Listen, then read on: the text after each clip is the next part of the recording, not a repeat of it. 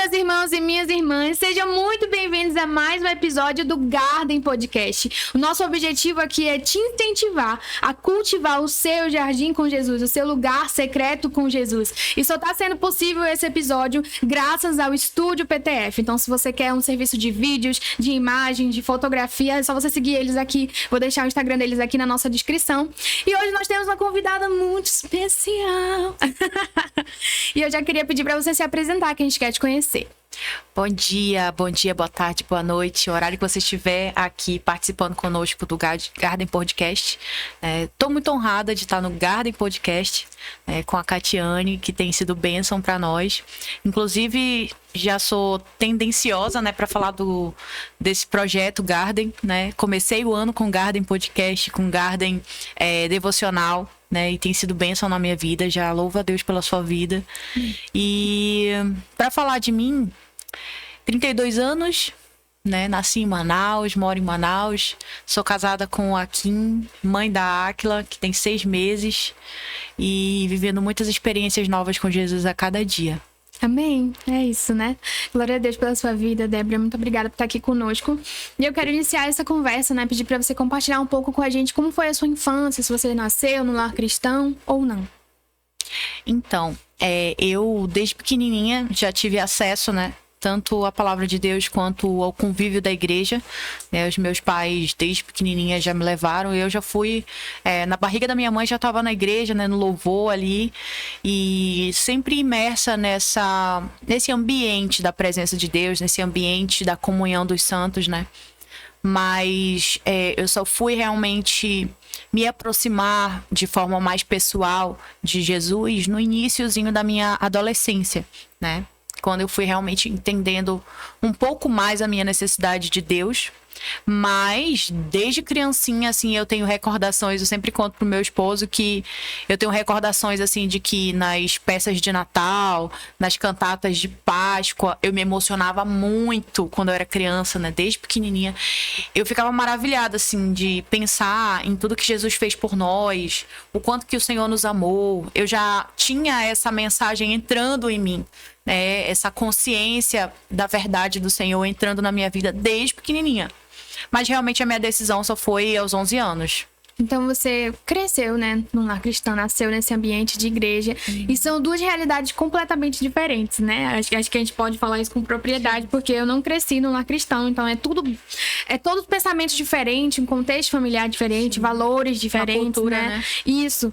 E se tem algo que eu acredito que a gente já pode começar deixando aqui pra você, mesmo que você ainda não seja casado, se você tem Jesus hoje, que você possa passar esse valor para os seus filhos, a palavra para os seus filhos, porque eu acredito, que o meu caminho teria sido diferente se meus pais tivessem sido encontrados pelo Senhor. E glória a Deus, porque o Senhor quebrou esse ciclo, na minha vida, Amém. No meu casamento, e a partir de mim, eu posso não ter nascido num lar cristão, mas os meus filhos vão nascer num lar cristão. Vai existir a influência da palavra, num lar cristão.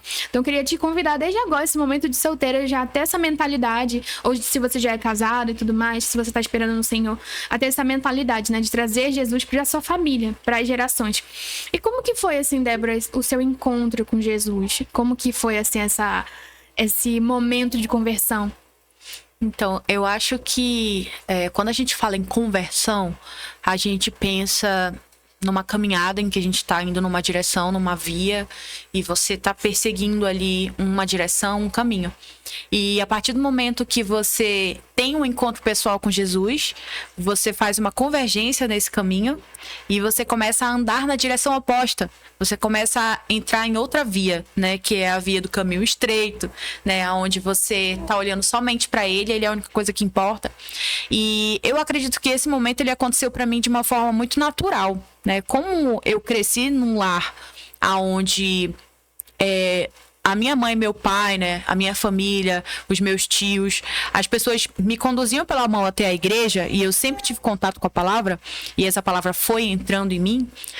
Chegou um momento ali de uma certa maturidade aos 11 anos que eu entendi que era a hora de eu decidir verdadeiramente, porque é claro, como agora tem a trend agora na internet, eu sou crente desde criança e é claro que, eu várias vezes aceitei Jesus no culto infantil, quem quer aceitar Jesus? Eu ia lá, meu Deus, eu quero Jesus.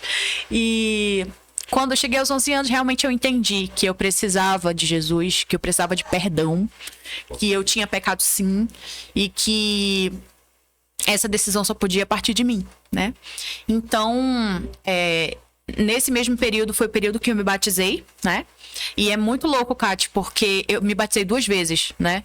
Ninguém precisa se batizar 2 vezes, gente. Isso daqui não é doutrina. Uhum. É normal que você faça um batismo por imersão, né? Que é o batismo que a Bíblia nos mostra que aconteceu com Jesus, né? Por meio ali de João Batista. Mas nesse período de 11 anos eu me batizei por consciência de pecado e por querer me arrepender e viver para Cristo. E foi assim, como gostam de dizer, né? O fogo do primeiro amor. Com 11 para 12 anos eu vivi experiências sobrenaturais assim com Jesus. Foi muito poderoso. Eu realmente, a partir do momento que eu me batizei, eu tive fome e sede de Deus. E eu mergulhei na palavra, eu mergulhei em experiências com Jesus. Eu falava muito de Jesus. Eu ganhei várias pessoas para Jesus nessa época, mesmo sendo tão novinha. E quando eu fiz 12 anos mais ou menos, eu já estava num ritmo assim. Eu me sentia até uma adolescente assim mais velha, sabe? Porque eu já tinha algumas responsabilidades na igreja. Quem é de igreja desde pequeno sabe que se você quer servir na igreja, você vai achar lugar para servir na igreja. E os serviços vão achar você também, né? E eu já tinha algumas responsabilidades. Já cuidava, entre aspas, de algumas pessoas, né? Da minha idade ali, pessoas que na época na igreja tinha células, né? E nós nos reuníamos e eu tinha que cuidar daquelas pessoas, mesmo não tendo maturidade, mesmo não tendo tanto acompanhamento. Mas realmente foi um período assim que eu realmente não via outra coisa na minha vida a não ser servir Jesus com todo o meu ser, com todo o meu amor, com toda a minha devoção, com todo o meu tempo, né? Foi uma época que eu também queria viver no meio do povo de Deus, eu queria viver na igreja, eu queria desfrutar a minha juventude, gastar a minha juventude, gastar o meu tempo, a minha energia para Jesus, né? Mas, como nós já compartilhamos em outro momento, né? Não foi sempre assim, né? Porque posteriormente acabou que eu me afastei do evangelho, né? Por N razões, tanto da vida pessoal quanto da caminhada na igreja mesmo, né? E eu acho que muitas pessoas também passam por isso, né? Sim. E você tocou num ponto que eu acho bem legal de conversar um pouco sobre, né? Que é a gente entregar a nossa juventude para o Senhor. Se você tem essa oportunidade, lógico, eu entendo que nem todo mundo, né, é convertido nessa idade e tudo mais, como, por exemplo, foi o meu caso. Mas se você tem essa oportunidade, você se jogar de cabeça, porque eu acho que é uma coisa que você não vai se arrepender. Sim. Se jogar de cabeça nesse momento que você tem esse tempo pra isso. Porque vai chegar um momento, por exemplo, você já tá numa fase que eu ainda vou chegar, né? Que é a fase da maternidade, né? E essa fase é uma fase mais corrida e tudo mais. E o tempo que tu tinha, quando tu tinha 12 anos, tu não tem mais agora, né? Então, esse tempo vai chegar e vai chegar pra todos nós. Então, se a gente tem essa oportunidade de gastar a nossa vida na nossa juventude, na nossa solteirice com o Senhor, é a melhor coisa. E algo interessante que você falou é que você ganhou muitas almas para Jesus. E eu penso logo no fogo, né?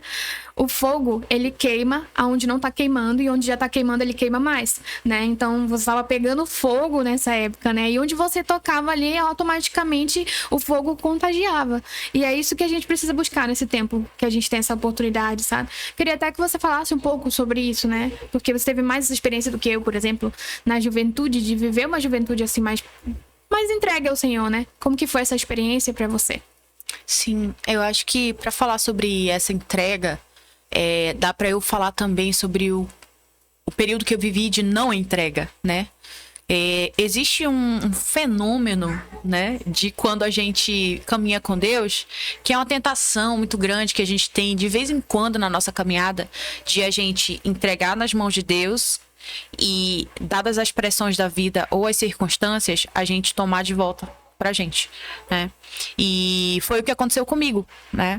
Vivi um momento de extrema entrega, mas por uma fragilidade em termos emocionais, por uma imaturidade espiritual também, né? E talvez até uma certa falta de acompanhamento na época, aconteceram alguns problemas, tanto na minha vida pessoal, né, em termos familiares, quanto na igreja, e eu briguei com Deus. Eu tive uma briga com Deus, né? Não recomendo ninguém brigar com Deus, não faça isso, né? Pela grande misericórdia dele, ele não me fulminou ali, porque eu disse pro Senhor que se ele não servir, olha isso, eu disse pro Senhor que se ele não servisse para resolver os problemas dentro da casa dele, porque eu estava revoltada com algumas coisas que aconteciam na igreja, eu também não queria servir ele. Eu cheguei a esse ponto, sabe? E nesse momento o Senhor me guardou, me preservou, teve paciência comigo, não desistiu de mim. E hoje eu posso te dizer assim que o meu resgate foi muito grande, né? Passados alguns anos, eu acho que eu passei uns 2 anos e meio mais ou menos afastada do Senhor. Retornei, né, à casa do Pai. E vivi um novo momento de entrega, né?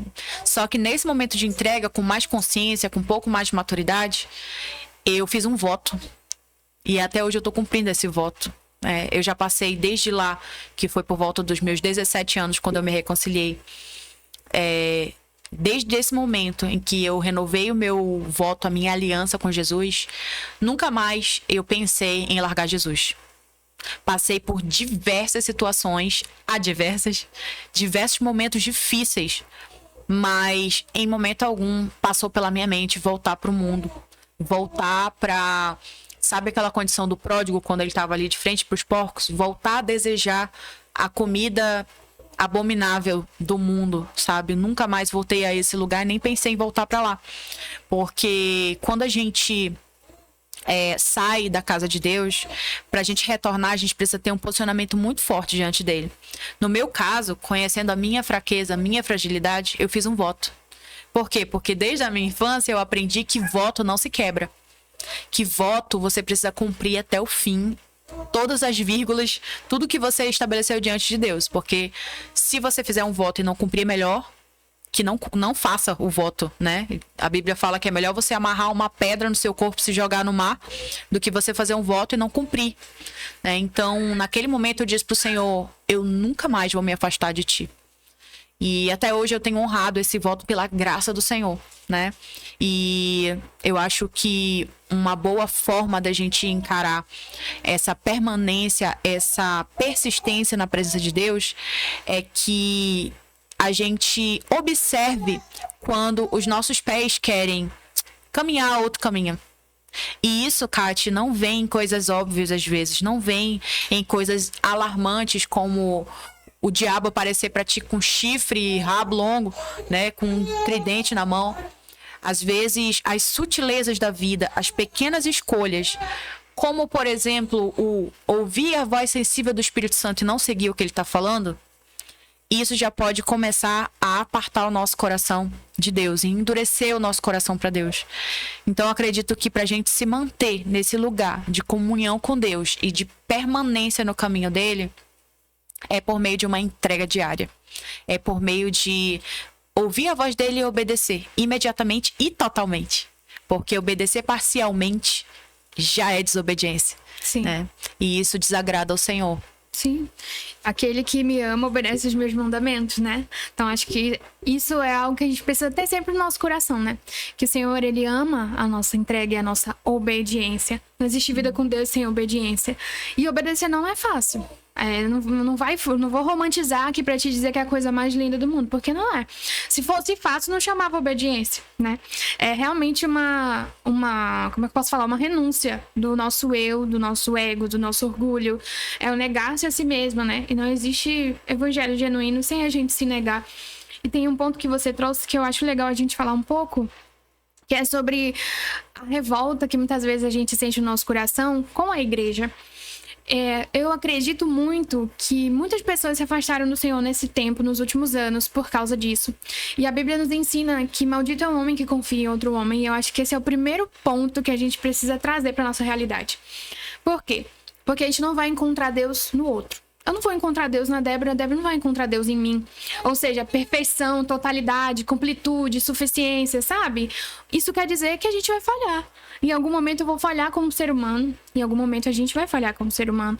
E a gente precisa ter consciência disso. E até mesmo compaixão com o outro. Sim. Não é sobre passar a mão na cabeça do outro, mas é sobre a gente entender que o outro está aprendendo tanto quanto a gente. E eu queria que você falasse assim, Débora, como que você vê, assim, uma forma, um conselho, né? Uma direção, assim, pra gente não ficar nesse lugar de frustração e decepção com o homem. Porque eu acredito que é inevitável. A gente vai se decepcionar em algum momento, talvez se frustre, sabe? Mas não permanecer nesse lugar, que é o que faz, de fato, a pessoa se desviar, se afastar do Senhor, né? Como que a gente poderia guardar o nosso coração, se é assim que eu posso dizer disso, sabe? É interessante, Kati, as fortalezas da mente, e são interessantes as influências espirituais acerca de alguns assuntos. Sim. Um desses assuntos é a igreja.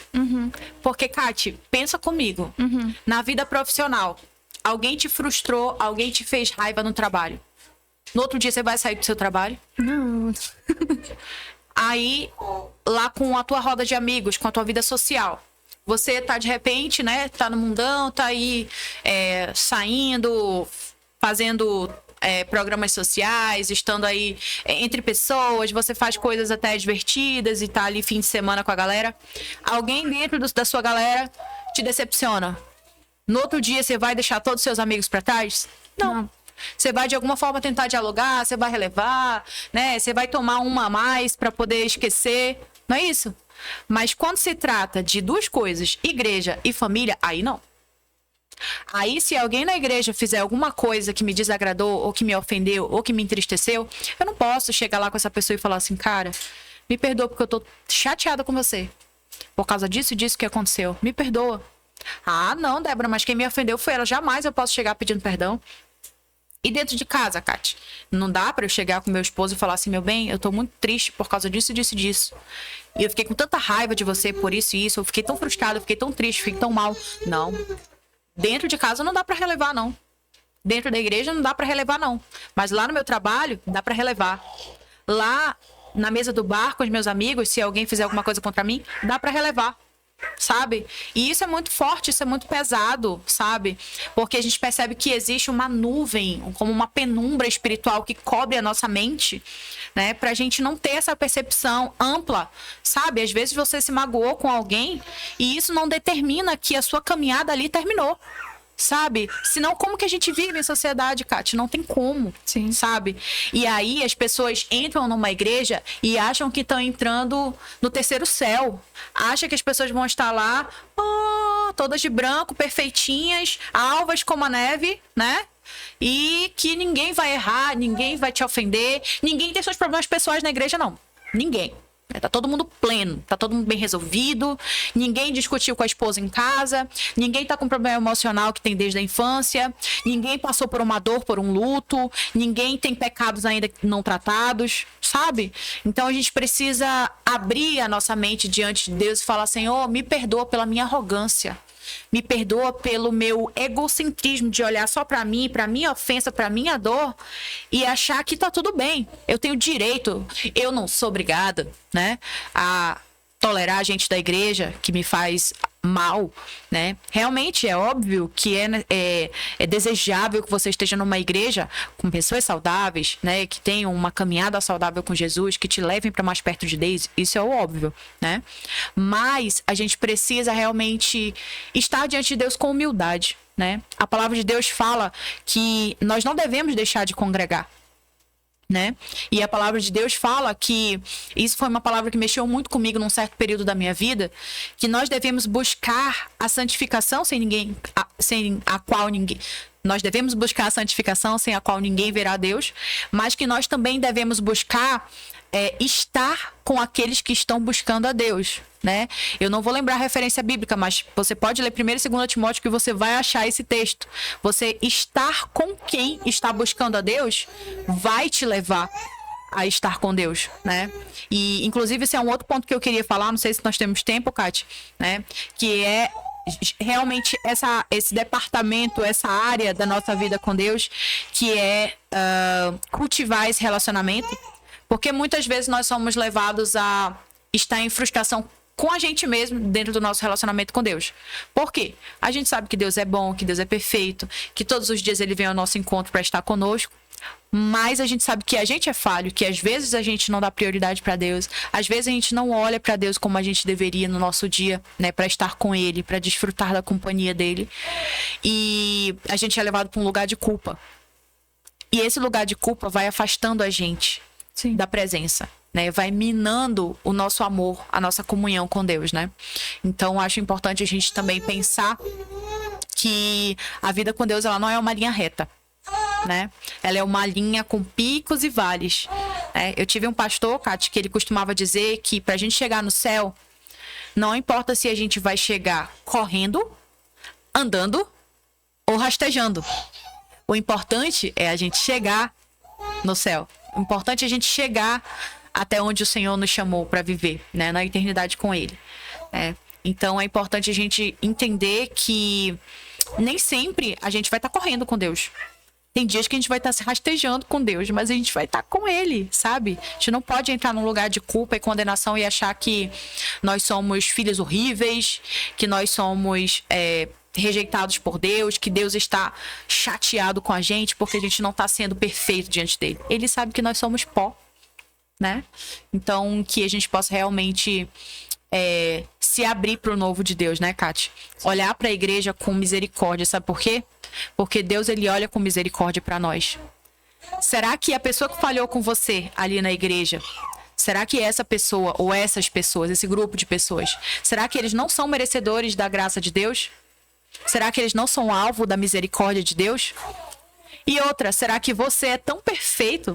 Será que você é tão maravilhoso, tão sem defeito algum, que você também não precisa da mesma graça e misericórdia que eles precisam?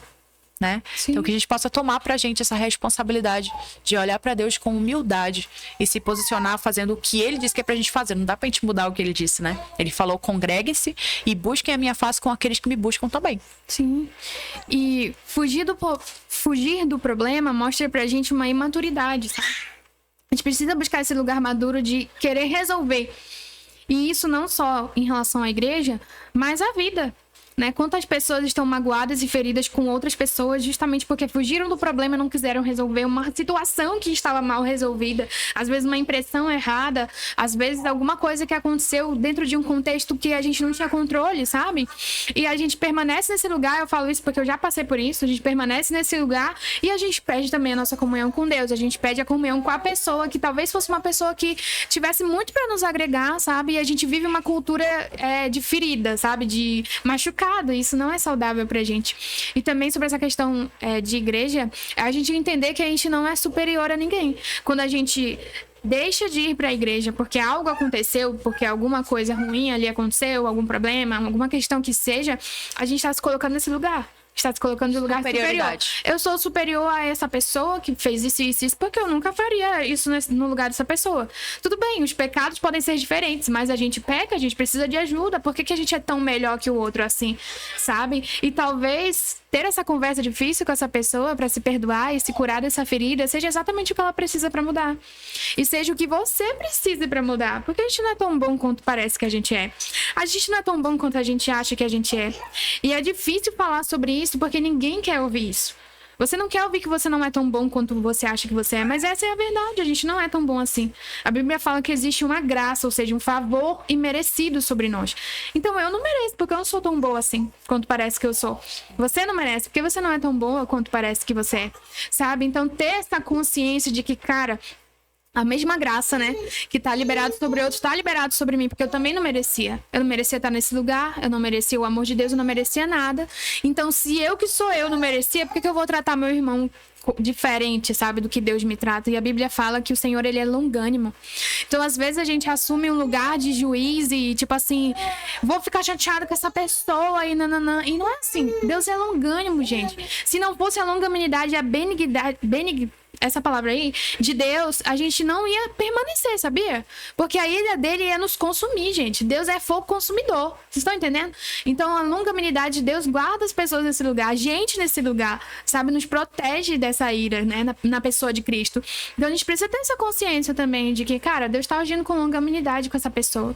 Às vezes, Deus permitiu isso acontecer para que haja uma transformação mútua. Porque a gente pensa que não, mas Deus não desperdiça nada, não. Até os problemas que acontecem, Deus pode usar para gerar algo na nossa vida. Seja um testemunho, seja uma cura, seja uma mudança de mentalidade. Deus é assim, gente. Vocês acham que Deus é limitado, tá dentro de um potinho, tá dentro desse copo aqui? Não, ele é grande demais para caber naquilo que eu acho que eu sei sobre ele. E pra mim, Catiane, pra gente não cair e permanecer nesse lugar de decepção e frustração com a igreja, a gente precisa pedir uma revelação de Deus, de quem ele é. E isso vem através da palavra, né? Através desse contato com a palavra. Tipo assim, Deus me mostra quem você é a ponto de eu perceber quem eu sou. E de quem é o meu irmão, né? Eu lembro que uma vez, né, eu tava bem chateada assim com meu marido, vou me expor aqui pra você. Tava bem chateada com meu marido e o Espírito Santo foi muito claro comigo. Ele falou pra mim que eu tava tratando meu marido muito mal e que eu precisava me lembrar que o meu marido era filho de Deus. Cara, aquilo foi muito forte pra mim. E eu tiro isso como exemplo pra tudo na minha vida. Mano, aquela pessoa, talvez ela não seja convertida, mas ela é uma pessoa que Deus criou, que precisa de salvação. Sabe? Tipo, você ter esse olhar sobre o outro. Porque esse olhar que Deus tem sobre nós é um olhar de amor, de que tudo bem, você errou, mas eu quero fazer algo diferente na sua vida. Se dá essa oportunidade e deixar o nosso coração ser guardado nesse lugar, né? Amém? E Amém. Sobre essa questão de você ter voltado para Jesus, né? Como que foi esse processo de você voltar? Porque tem muita gente que vive uma vida de volta, vai, tipo, não consegue se firmar. E o que você acredita, assim, que te ajudou realmente a, tipo, nunca mais se desviar? Você falou sobre a questão do voto, né? Como que foi esse processo? Porque eu vejo a vida com Deus como se fosse uma escada, tá? A gente vai subindo degraus aos poucos. Como que foi esse processo pra ti, assim, sabe? É árduo, né? Quando a gente volta para Jesus, a gente volta sequelado do mundo, né? A gente volta cheio de marcas, a gente volta desconectado, a gente volta sem saber qual é o nosso lugar na casa, né? E foi muito árduo. Inclusive, Kati, depois que eu voltei para Jesus, eu ainda tive um outro processo. Porque vivi novamente aquele recomeço, né? Aquelas flores e tudo é lindo, Jesus é maravilhoso. E o devocional não queria acabar nunca. E tudo aquilo, né? Voltando ao eixo, né? Da minha comunhão com Deus. E me lancei, né, em missões, né? Foi o período que eu mais fiz missões na minha vida, né? Fiz muita viagem de barco. Fiz muita viagem missionária ribeirinha, né? Conheci uma realidade que eu não conhecia. Senti dores que eu não conhecia, né? No pregar o evangelho, né? E vivi intensamente, né? Vivi, sabe, realmente, novamente aquela sensação de que nada mais importa além dele, né? Só que depois de um tempo em que a gente começa a fazer mais um pouco, e vai fazendo mais, e você começa a entrar num ativismo espiritual, um ativismo eclesiástico, né, dentro de ministérios de igreja, dentro até de missões, né, que não está restrito ali dentro das paredes da igreja, mas você começa num ativismo, né, e eu entrei nesse lugar, comecei a me desconectar um pouco da minha comunhão com o Espírito Santo, e aí, Kátia, eu vivi um outro processo que foi estar perdida dentro de casa. Né? Eu não sei se você que está assistindo esse podcast já passou por isso, já viu alguém passar por isso, mas alguns anos se passaram até que eu percebi que a minha vida estava completamente destruída. Eu não conseguia mais ouvir a voz do Espírito Santo, crente e estando dentro da igreja, fazendo as coisas, né, participando de vários ministérios, me desconectei da videira. Eu estava lá de corpo presente, eu estava lá de braços estendidos, mas o meu coração estava distante de Deus. Os meus ouvidos não escutavam mais a voz do Espírito Santo. E nesse período, por isso que eu falei anteriormente, né, que a nossa vida com Deus, ela não é uma linha reta. Ela tem picos e vales, né? Mas aí, os picos e os vales não vêm no molde que você falou de tô na igreja, tô fora da igreja, tô com Deus, tô longe de Deus. Não. Você passa picos e vales de mão dada com ele, né? Para que realmente a comunhão não se perca, para que o relacionamento não se esvaia, né? Então, no meu caso, eu tava dentro da igreja, perdida, sem entender, né, a minha posição de filha amada, sem entender realmente aquela perspectiva de Maria, de estar aos pés de Jesus, de só ouvir a voz dele, sabe? De estar com ele, desfrutar dele. E nesse momento em que eu me vi nessa condição, eu precisei me arrepender, né? E o Espírito Santo me levou a um lugar profundo de arrependimento, como ele me levou lá naquela primeira vez, quando eu estive perdida longe de casa. Agora ele me levou a um lugar de arrependimento por estar perdida dentro de casa. E pela graça de Deus, ele me acolheu de novo, me abraçou de novo, me amou de novo, fez novas todas as coisas de novo. Então, eu não falei no início, né, do podcast, e graças a Deus não falei e não está falado, e só para quem chegou até aqui no podcast vai ouvir isso. Eu sou compositora, né, eu componho canções que Deus me dá. E uma das canções que eu compus que marcou muito minha vida e marca até hoje, toda vez que eu canto essa música eu lembro da minha trajetória, é uma música chamada Não Desistiu, né? Porque essa música ela é um testemunho pessoal, né? Se você não conhece ainda, escreve aí no YouTube Não Desistiu, Débora Dias, você vai escutar meu testemunho nessa música, né? E nesse momento em que o Senhor fez esse segundo resgate, né, na minha vida, eu renovei também aquele voto, aquela aliança que não tinha se perdido, porque eu não deixei o Senhor, não deixei a casa de Deus, mas eu renovei aquela intenção e aquela intensidade de amá-lo irrestritamente, de obedecê-lo cegamente, né, porque ele é digno e nós podemos confiar totalmente nele, né? E a partir desse momento, dessa segunda renovação que eu vivi, foi muito doloroso, né? Porque realmente eu tive que construir novamente áreas da minha vida que eu tinha deixado serem contaminadas, né? Por decisões, por escolhas, né? Foi muito doloroso, eu chorei muito. Eu lembro de uma época em que eu ouvia... A única coisa que eu não conseguia orar. A única coisa que eu conseguia era fazer igual a Lauriette fala, né? Que é com gemidos e palavras, né? Não posso expressar. Eu tava lá, gemendo e chorando aos pés do Senhor. Eu colocava um álbum da Laura Sogueles, né? E a Laura Sogueles ficava lá, em teus braços é o meu descanso. E eu lá... E me acabava de chorar, e chorava, e chorava, e chorava. E eu ficava horas chorando na presença de Deus. E ele me lavou nesse processo. Sabe?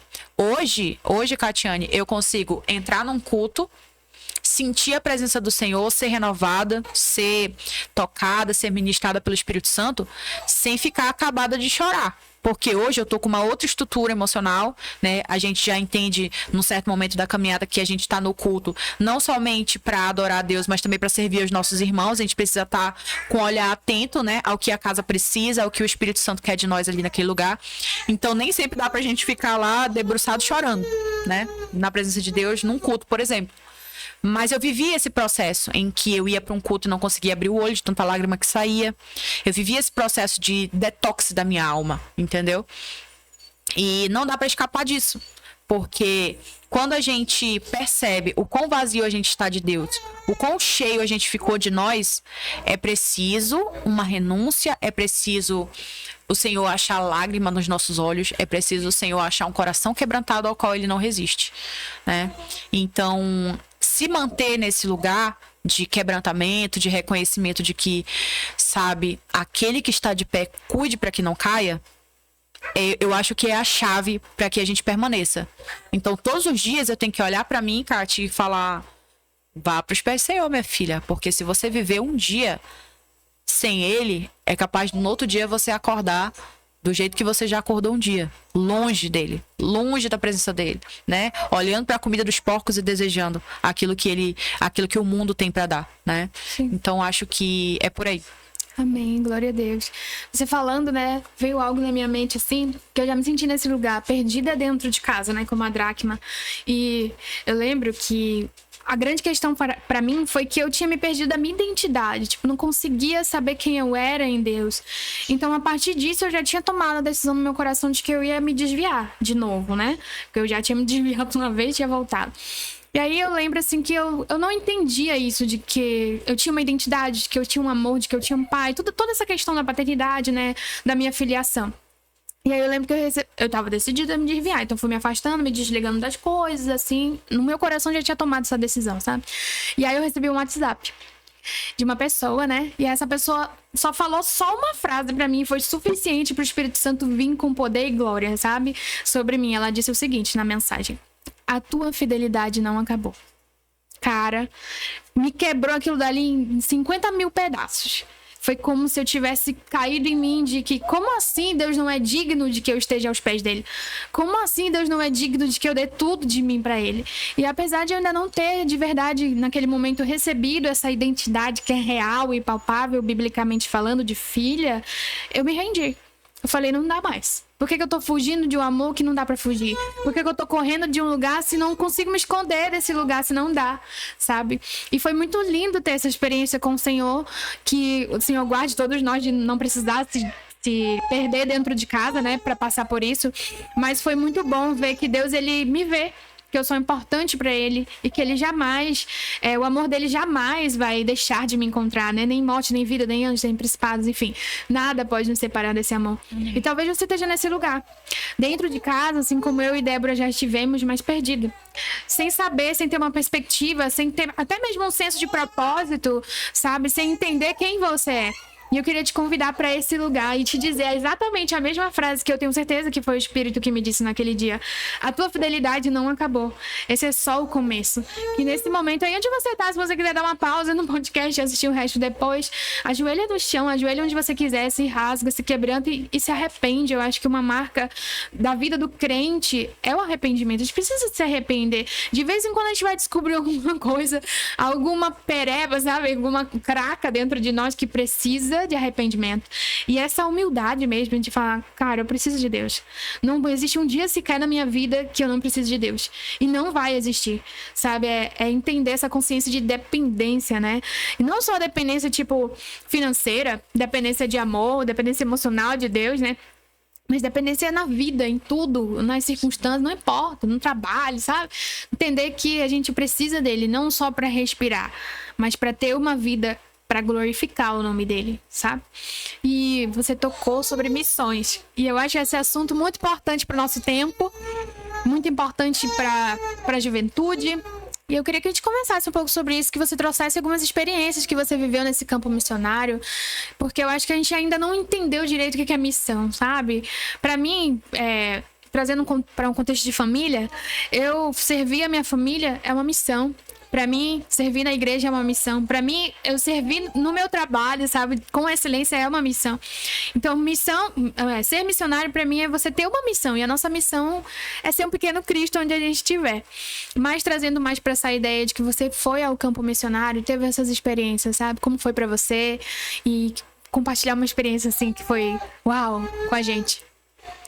Bom, como eu te falei, né? Foram muitas viagens, foram muitos momentos, né?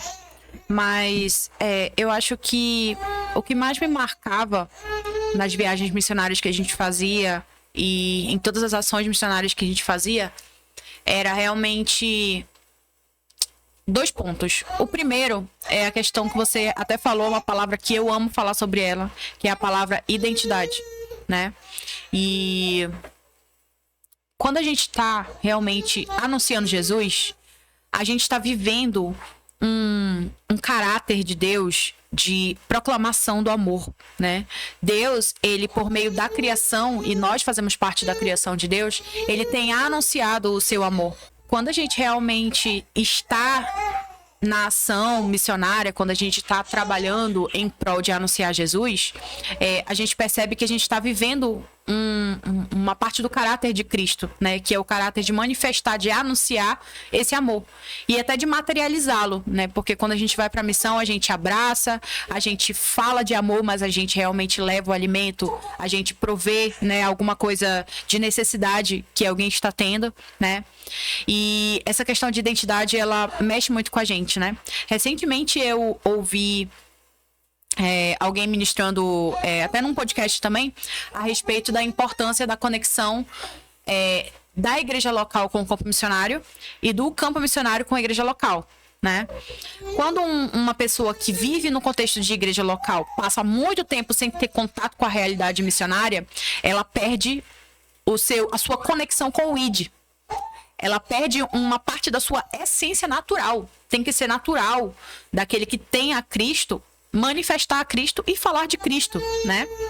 E quando uma pessoa que está no campo missionário passa muito tempo sem vir na igreja local, ela se perde da sua identidade de corpo de Cristo. porque ela tá lá isolada numa situação em que ela tá ali só para se doar, né?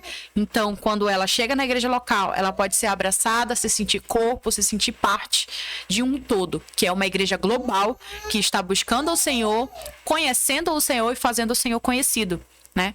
Então, eu acho que uma das coisas que mais me marcava era esse fator, e o outro fator era realmente a sensação de você ir fazer algo por alguém, né? Que é uma sensação maravilhosa, e até não cristãos sentem prazer nisso, né? Neurologicamente nós somos programados para nos sentirmos bem fazendo algo ao próximo, né? Então essa é uma parte natural nossa, não necessariamente espiritual, mas a sensação de a gente estar ali, se doar para o próximo, mas mesmo fazendo algo pelo próximo, a gente sentir que a gente está recebendo muito mais do que a gente foi para dar, eu acho que isso sempre foi presente para mim. Isso sempre me marcou muito. Porque às vezes você pode se sentir o super-herói, né? Tipo, não, eu sou missionário, eu vou chegar e vou falar de Jesus e a vida das pessoas vai mudar. E eu tô levando alimento, tô levando roupa, tô levando dentista, tô levando médico. Eu sou maravilhosa, sou maravilhoso. Calma. Porque todas essas coisas, quem tá fazendo é Deus. Você é parte, né? Você está participando do que Deus está fazendo. Amém, glória a Deus. Mas aquilo que você recebe de volta, o amor que você recebe de volta, a gratidão que você recebe de volta das pessoas, sabe? E outra, gente, não tem como a gente fazer uma semeadura desse jeito e não receber bênçãos lindas de Deus. Não é porque a gente merece, é porque é do caráter dele ser doador, ser galardoador dos que o buscam, ser aquele que cumpre a palavra ali, né, de Mateus, que fala que quando você busca em primeiro lugar o reino dos céus, as demais coisas serão acrescentadas, né? Então, ele é esse Deus, sabe? E quando a gente vive essa conexão com missões, com a proclamação do evangelho, a gente tá nada menos do que falando de amor que recebemos, falando do amor que recebemos. Quando a gente olha para alguém e diz, Jesus te ama, ou eu tô aqui porque Jesus me mandou aqui até você, você tá demonstrando o quanto Deus é pessoal, o quanto Deus se importa e o quanto Deus tem manifestado salvação ao mundo, né? E isso nada mais é do que você ser cristão, né? A gente não pode esquecer dessa nossa essência. A gente vive um evangelho ocidental muito acomodado, muito de quatro paredes, muito confortável, né?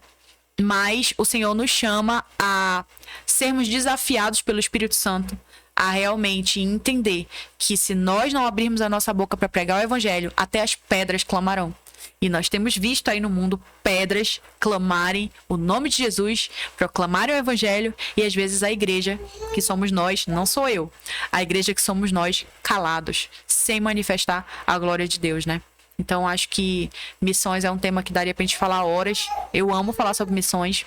Tenho muita saudade de realmente viver mais intensamente, mas como você falou, a gente vive de diversas formas a missão de Deus, né? E em estações diferentes.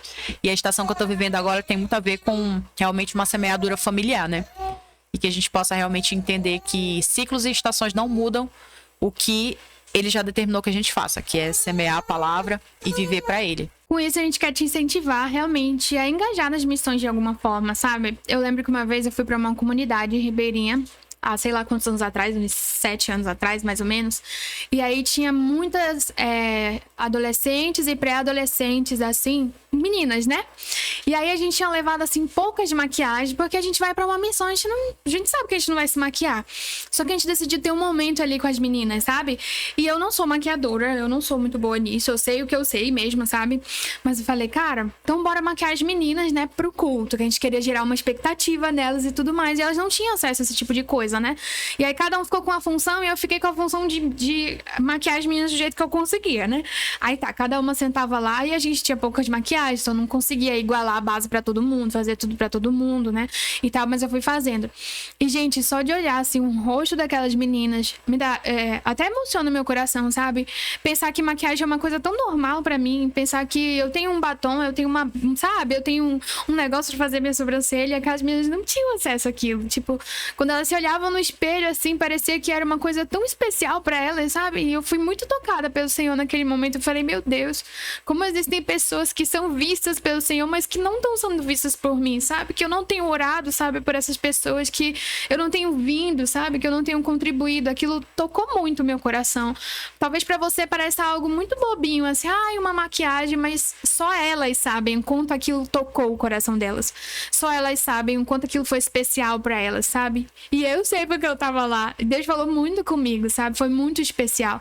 Então, que isso possa te incentivar a engajar nas missões. Eu entendo que nem todo mundo vai viajar, né? Vai ser um missionário itinerante. Você vai ser um missionário onde Deus te colocar. Mas se você pode orar, ore. Porque existem pessoas que precisam das nossas orações, né, Deb? Se você pode contribuir, contribua. Sabe? Toda participação é válida, sabe? É o reino de Deus, é a proclamação desse reino, é a expansão desse reino. E isso é essencial, sabe, gente? É assim que o evangelho vai ser pregado a todas as criaturas, todas as nações. E é uma promessa, né, para Jesus voltar.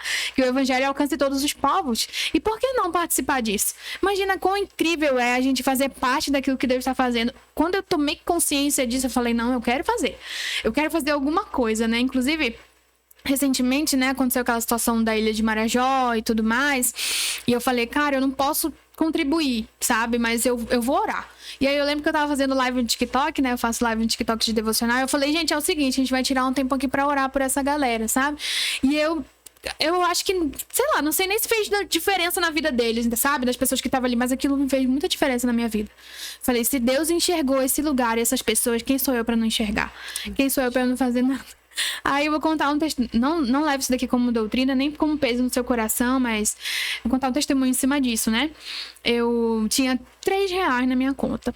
E aí eu vi que eles estavam divulgando o Pix deles pra ajudar como é que fala? Tipo uma ONG ali que tava trabalhando com a galera da Ilha de Marajó. Aí eu falei com meu esposo e falei, amor, quero ofertar.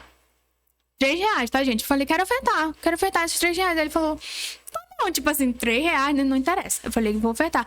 E eu ofertei, sabe? E eu tô compartilhando isso com você, porque pra mim aqueles R$3 parecia muito pouco, mas eu falei, eu não vou deixar com que esse muito pouco que parece me impeça de fazer alguma coisa, sabe? Então é a gente entender que a gente pode fazer, mesmo que aos nossos olhos seja pouco, sabe? Que o Senhor possa queimar o seu coração por isso, porque um dia você foi encontrado por Ele, mas existem pessoas que ainda precisam ser encontradas, né, Deb? É verdade. Amém, glória a Deus. E eu queria que você compartilhasse com a gente, né, antes da gente finalizar, 2 conselhos para que a gente possa cultivar uma vida com Jesus.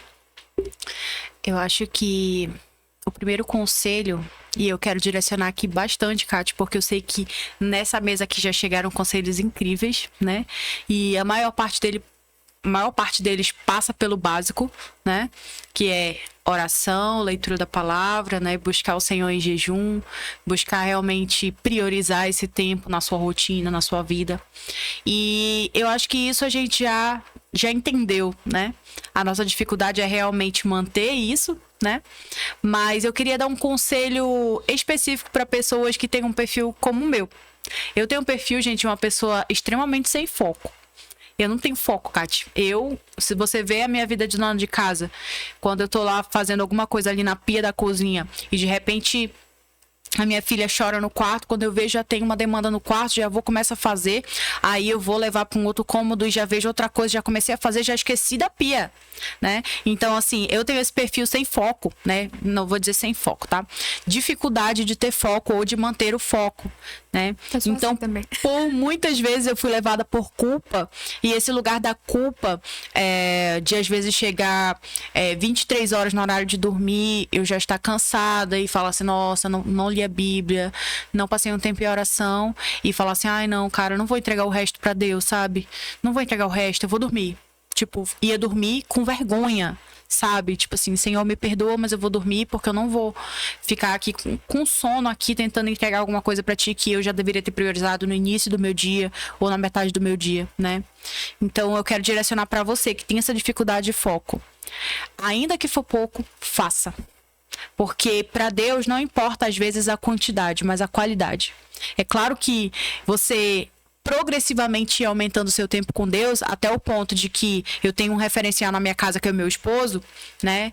Que ele tomou para ele, né, a decisão de que ele não se permite passar menos tempo com Jesus do que ele passa com um entretenimento. Então, se ele passou 30 minutos assistindo algum conteúdo no YouTube, no Instagram, ele vai falar assim, ok, eu passei, mas agora eu vou passar 1 hora, eu vou passar 1h30 com Jesus no quarto, né? Eu tenho esse referencial em casa. É óbvio que é bom você progredir, né? E buscar esse aumento desse tempo e dessa intensidade com Deus. Isso é magnífico. Quanto mais tempo você passar com Ele, mais parecido e mais intensamente você vai estar vivendo experiências com Ele. Amém. Mas ainda que for 5 minutos, ainda que for 10 minutos, não importa. O que Deus vai observar é a qualidade do teu coração. Sabe, Kátia, eu imagino como Jesus sendo um agricultor e o nosso coração sendo uma terra, sabe? O pouco tempo que a gente passa com Jesus, ele vai arar a nossa terra. Ele vai realmente regar a nossa terra com a presença dele. Ele vai trazer as sementes que precisam ser colocadas, ou que já foram colocadas e precisam germinar, né? Então, esse tempo com Jesus, ele é um tempo em que a gente entra... O nome do podcast, o nome do projeto é Garden, né? Realmente a gente pode sentir ali que naqueles 5 minutinhos, naqueles 10 minutinhos, ou se glória a Deus, você conseguiu meia hora, 1 hora, que seja passar com Jesus, você está recebendo água, você está recebendo luz, você está recebendo o que você precisa para sua nutrição, para o seu crescimento espiritual, né? Então, ainda que seja pouco, faça. E ao fazer, lembre que é a qualidade que importa, né? É o tanto de entrega que você tem, né? O tanto de vontade que você tem de estar ali naquele lugar com ele, né? E eu acho que o segundo conselho é baseado nesse primeiro: não se deixe levar pela culpa. Porque o diabo, o nosso acusador, ele vai estar diante de Deus para falar assim: olha, tá vendo? Ela não te prioriza. Tá vendo? Ela não te ama como ela diz. Tá vendo? Ela é uma farsa. Então, o inimigo não vai refrescar pra gente, né? A gente precisa realmente entrar no refrigério do Senhor nessa hora, nos arrependendo, estando diante dele em posição de humildade, de dependência, e continuar a partir dali. Não importa se é no mesmo dia, né? Mais tarde eu vou lá e corro pro meu devocional novamente, ou então tiro mais um tempinho para estar com o Senhor em oração, adoração, mas que nós realmente busquemos essa constância, né? Ainda que seja uma constância que não seja aos nossos olhos ideal, né? Mas que a gente possa realmente entender que fora desse lugar de culpa é onde a gente encontra a graça suficiente para aquele dia, né? Para recomeçar todas as vezes que até inclusive nós falharmos, né? Ainda há a expectativa do Senhor de que a gente entre no jardim dele, para sermos regados por ele, cuidadas, aradas, né, por ele, para que tudo aquilo que ele depositar em nós frutifique. Amém, glória a Deus.